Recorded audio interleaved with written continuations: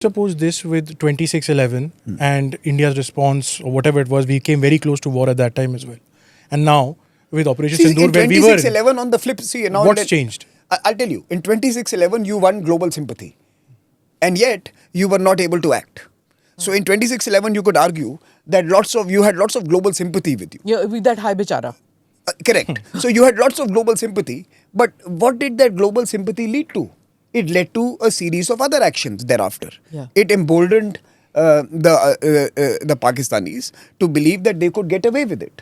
Now, you have suddenly raised the cost of terror in this particular instance.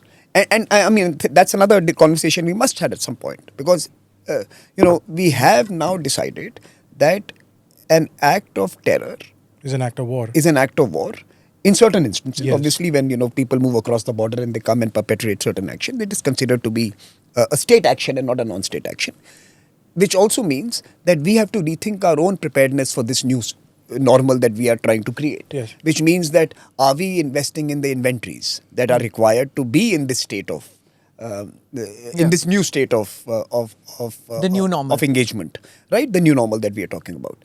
Or do we have the inventories? Do we have the capacities? Do we have the capabilities? Do we have the technology? Are we upgrading constantly? What is the military configuration that is required in these new tech battlefields, right?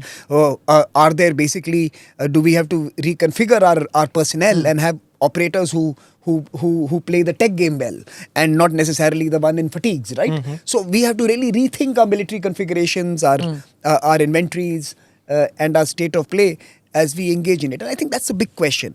And by the way, it's a transformation that has been underway and that will continue. It's an evolutionary process. There's no zero date for this. It's not going to happen instantly. Namaste, Jai Hind. You're watching ANI podcast with Smita Prakash. अगर हम उसको मस्जिद कहेंगे तो फिर विवाद होगा.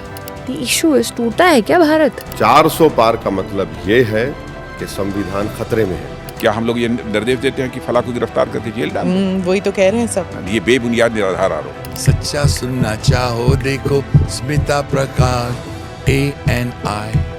It does not lie.